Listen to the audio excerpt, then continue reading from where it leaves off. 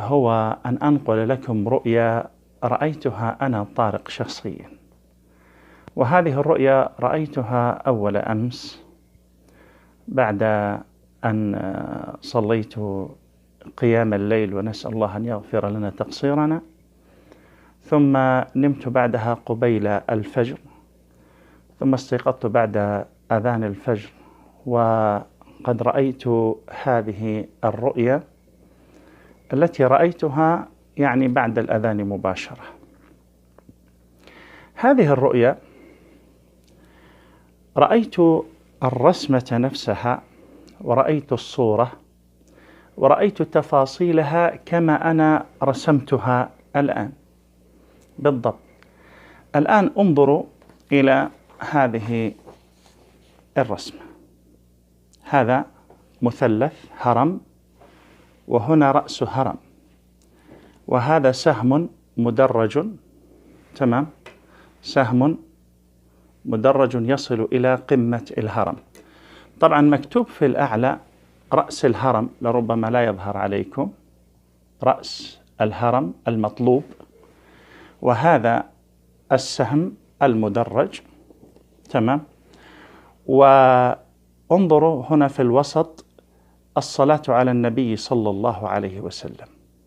الرؤيا التي رأيتها أنني رأيت هذا الهرم بهذا الشكل بالضبط، يعني أنا رسمته رسما بهذا الشكل. هذا الهرم هو درجات للصعود حتى يصل الإنسان إلى قمة الهرم أو رأس الهرم المطلوب والمراد. فرأيت أن هاتفا يقول لي أن كثرة الصلاة والسلام على رسول الله صلى الله عليه وسلم ستوصلك. هكذا الهاتف يقول لي، يشرح لي هذه الرسمة، والله يقول لي الهاتف، يقول أن كثرة الصلاة والسلام على رسول الله صلى الله عليه وسلم ستوصلك إلى ما تريد وإلى قمة ما تريد، هكذا يعني قمة ما تريد أو رأس ما تريد أو إلى قمة الهرم. هذه قمة الهرم. ورأيت في الصورة سهما مستقيما وليس مدرجا. فقال لي الهاتف في المنام، قال انشر هذه للناس، والله هكذا. وهي طبعا الرؤى في الصلاة والسلام على رسول الله صلى الله عليه وسلم كثيرة، سواء عندي أو عند غيري، يعني ممن أعطيتهم وصفة الصلاة والسلام على رسول الله صلى الله عليه وسلم لتفريج الكربات. فرأيت سهما مستقيما، فقال لي الهاتف أو الذي حدثني في المنام انشر هذا إلى الناس، تمام.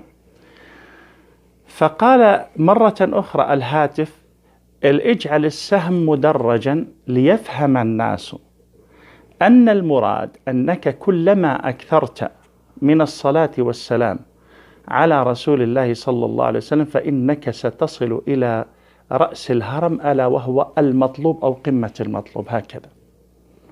ورأيت في الأسفل، لكنني لم أرسمها، كأنها أرقام، يعني رقم 20 30 40 هكذا.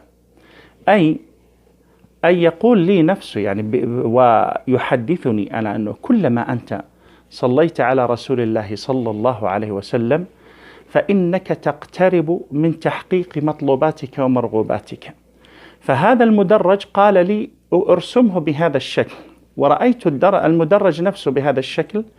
قال ليفهم الناس أكثر أن المراد أنك كلما صليت على رسول الله أكثر فإنك ستصل إلى قمة المطلوب وقمة الهرم.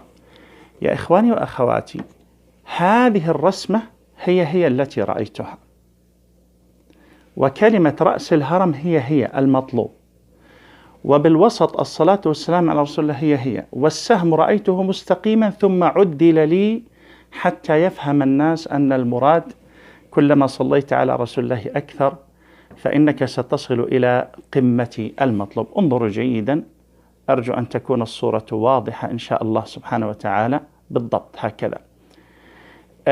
طبعا في قول الله سبحانه وتعالى ألا إن أولياء الله لا خوف عليهم ولا هم يحزنون الذين آمنوا وكانوا يتقون لهم البشرى في الحياة الدنيا وفي الآخرة. طبعا البشرى في الحياة الدنيا بإجماع المفسرين وما ورد عن رسول الله في الصحيح، البشرى في الدنيا الرؤيا الصالحة يراها المؤمن أو ترى له. فأسأل الله أن تكون هذه بشرى لنا جميعا، لأنه في نفس المنام قال لي أنشر هذا للناس، يعني بلغ الناس في دروسك ومحاضراتك، وإلا مثل هذه الرؤى أنا في العادة لا أتكلم بها، لأنه يعني قد تكون خصوصية للإنسان وتكون يعني نوع من أنواع الاصطفاء من الله للإنسان، لكن هي بشرى لنا ولكم على أن كثرة الصلاة والسلام على رسول الله من مفرجات الكروب والهموم وتحقيق المطلوبات.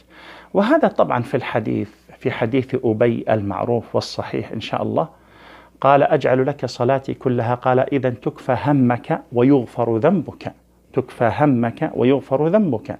كفاية الهم هي مطلوبات الإنسان في الدنيا، ويغفر ذنبك هذا كفايات ماذا؟ كفايات الآخرة. إذا غفرت لنا ذنوبنا دخلنا الجنة إن شاء الله سبحانه وتعالى. فنسأل الله أن تكون رؤيا حق وأن تكون رؤيا صالحة. والعجيب يا إخواني وأخواتي أنني ما نسيتها ولا نسيت الرسمة بهذا الشكل، والله هذه أول أمس أنا رأيتها، يعني كما قلت، ويعني نسأل الله أن يغفر لنا وأن يخلص أعمالنا. قمت الليل قليلا ثم نمت قبيل الفجر فرأيتها بعد أذان الفجر فاستيقظت.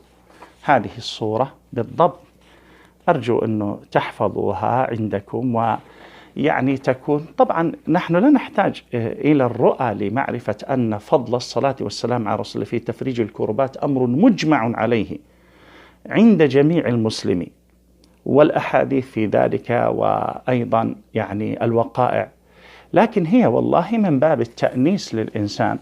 يعني هذه من المبشرات للإنسان أنك يا عبد الله يا أمة الله إذا احتجت إلى شيء فأكثر من الصلاة والسلام على رسول الله، فإن الله سيكفيك همك إن شاء الله وسيغفر ذنبنا وذنوبكم أجمعين. اللهم آمين. سامحونا على الإطالة. إذا رأيتم هذا يعني هذه الرؤيا طيبة ويعني تستحق النشر انشرها، والله احتسابا لله سبحانه وتعالى، وإلا فإني أنا لا أكثر من ذكر الرؤى في مقاطعي وفي حتى في دروسي، يعني لا أكثر. ولو كانت رؤيا نقلت إلي من شخص ما أذكرها، لا أقول لكم فلان رأت رؤيا أو فلان رأى رؤيا فسرت، لكن والله هذا الشيء حصل معي أنا شخصيا. وأيضا في نفس المنام جاءتني الوصية أن أنشر هذا الأمر يعني بين الناس بهذا الشكل وبهذا الرسم وبهذه التفاصيل التي ذكرتها لكم. الله يرضى عنا وعنكم، وشكر الله لكم، واللهم صل وسلم وبارك على رسول الله.